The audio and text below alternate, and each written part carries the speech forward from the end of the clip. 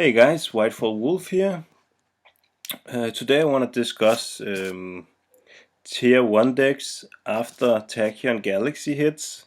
Sneak preview is next week, and the week after that the cards will be legal for play, and there will be a meta shift in the TCG.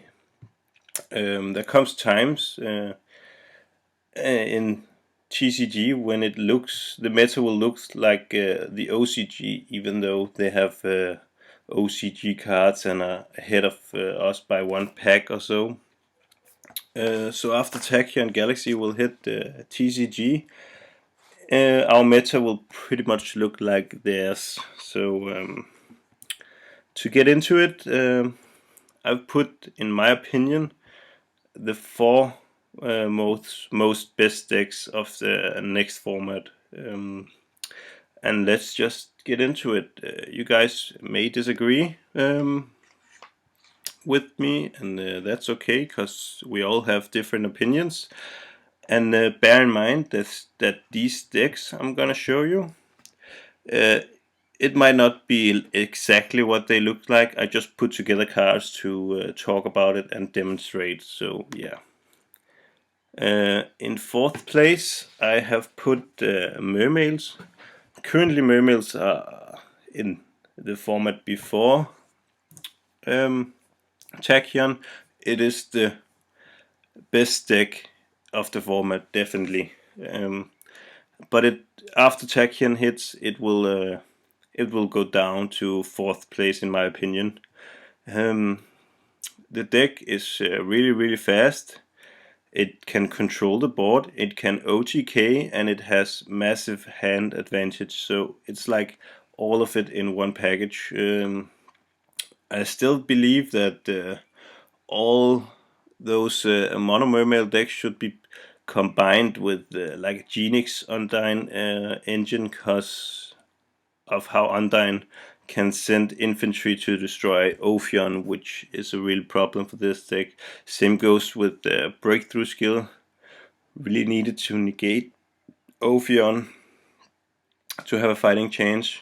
The Mermail deck will gain advantage from Tidal, the Elemental Dragon, and Stream, the baby dragon of Tidal, because these guys triggers the Atlanteans, and that's pretty good. So because Mermails is in fourth place is because they get outspeeded by the two other decks, and one of the other decks, Evilswarm, isn't really that fast, but it really controls the board, and it shuts down Lead, Megalo, Tears, and Lind from getting out these big guys. So also, if Mermail guy starts to run Tidal and Stream, it will shut down Tidal too. So this is the reason why the deck is in fourth place. I do believe that the breakthrough skill will see tremendous play next format. So also I want to cover that Mermails still can go into Gaias, which is really good. Big Eye, and they can go into the upcoming Dragossack. So the deck is still really competitive, but not as much as the others. Going into third place, we have Evilswarm. Now, Evilswarm is like, it's not really that fast, but it's like the newer Dino Rabbit version. It has sick exceeds like Ophion, which the Evilswarm deck just craps out all the time. Evilswarm is a really stun deck. It slowly controls the board and locks down your opponent. They run the normal monster which is good with Rabbit. Kurikion here will be in Tachyon Galaxy. Really good for the deck. Caster, the Bogart Knight for the deck. Thunderbird is like a wind-up rabbit for the deck, and they have Mandragora to, if the opponent starts and put monsters on the board, they can just special summon this guy. This deck puts out the Ophion really easy, and they have a built-in forbidden lands for all Evilswarm monsters. The deck does what it does best. It craps out Ophion and protects it with Forbidden Dress and the Safe Zone. It main decks answers to the other two good decks, which is Eradicator, which simply destroys Prophecy, and Imperial Ironwall simply destroys Elemental Dragons, and also Prophecy, because Prophecy has the single best card in Prophecy is probably Spellbook of Fate, and Imperial Ironwall just shuts down Fate. Ophion can also search for Infection, which can simple alternate their field or hand into what they want. Like say they need Kirikion, so they just they drew this for the turn, use Infection to get this back in the deck and get this guy. Detach second material from Ophion, summon this guy, banish the other, normal summon another, make a new Ophion. It's a pretty good deck, but the reason it's in third place, because the other two decks simply just outspeeds this deck. If this deck does not start Ophion or Eradicate against Prophecy, it's pretty much gonna be game over. Same goes with the Elemental Dragon. If this deck doesn't start Ophion and Dress or Safe Zone, or maybe Imperial Ironwall, Blaster will go nuts on them and they will continue on. But the reason why it is because it's a lot slower than the other decks, but it's still a really contender.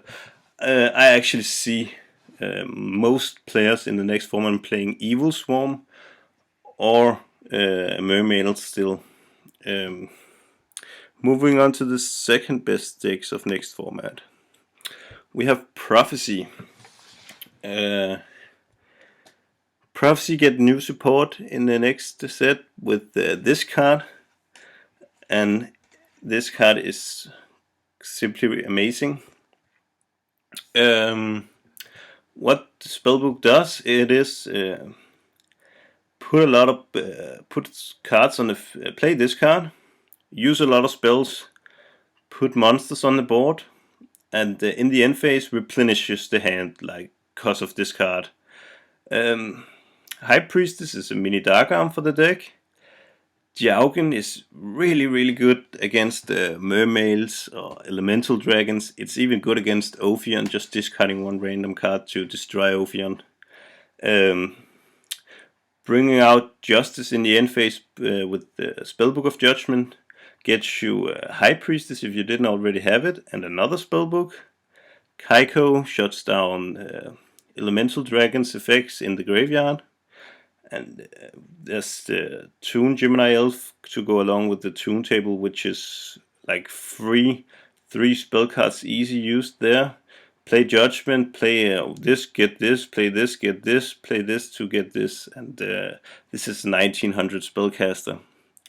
One of my favorite combos is playing this, playing these three, normal summoning this, and get out this in the end phase. Now you have, if you're against Elemental Dragons, they can special summon, and this card can start attacking next turn, robbing them of cards in their hand. Tower, really good. To be honest, all Prophecy does is like recycle. They have so much hand advantage, and they can get board advantage, and they do it really fast. If Tower gets to stay on the field, they will get an additional draw every turn while bringing back a spellbook to the deck. Eternity brings back from the banish zone. Secret can search any spellbook in the deck to the hand, also the Spellbook Magician. And Fate is just the best card in the deck because it's quick play, there's 3 different effects, and it doesn't target, so it's pretty good. Spellbooks can use Draco Sack and Big Eye as well, and Yeah, the only reason why I have decided to put Spellbook in second place instead of first place is because it outright loses to Eradicator Virus. Else than that, it has a really good shot at outspeeding your opponent, and like I said, Fate is just amazing. For the first place deck, Elemental Dragons, it's a dominant force. If you haven't already played it, it's insane. Let me tell you why. You have the big dragons, Blaster, Tidal, Tempest, and Redox. And you have the baby dragons to go along with the Stream, Reaction, Lightning, and Burner. These discarded summons the big dragons from the deck. And these discarded gets like effect, Blaster pops cards, and they can banish from the hand or graveyard to special summon themselves. While they banish the triggered effect to add another dragon to the hand. So this deck puts out level 7 dragons and puts board presence out really fast while regaining hand. It's really good because they can go Draco Sack or Big Eye, and if they get this to the graveyard and banish it to get Light and Darkness to the hand, they can go Draco Sack, make 2 tokens, tribute the tokens for Light and Darkness, and that is a really tough field to get by. Red Eyes Darkness Metal Dragon, one of the best dragons still. What makes Elemental Dragon the best deck, in my opinion, is they can effectively main Droll and Lockbird. Droll and Lockbird shuts down Prophecy, and this deck doesn't have the best matchup against Prophecy. It still has a decent matchup, but it's Prophecy can still outspeed this deck. Droll and Lockbird, if not needed, it can be used with Tempest.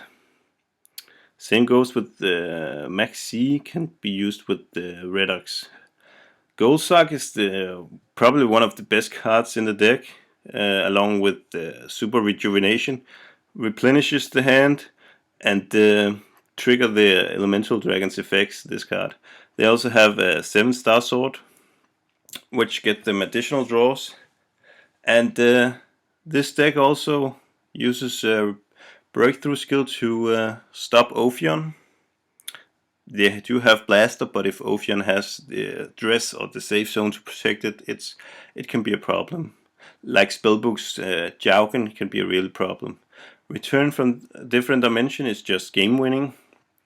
And the reason why I've put this deck in first place was because of the Droll and Lockbird, but also because the deck can effectively main Eradicator Virus, because they can go into Big Eye really easy, and Big Eye is dark, and Eradicator just kills Prophecy. So that's pretty much it, guys. Tell me what you think. This is me signing out.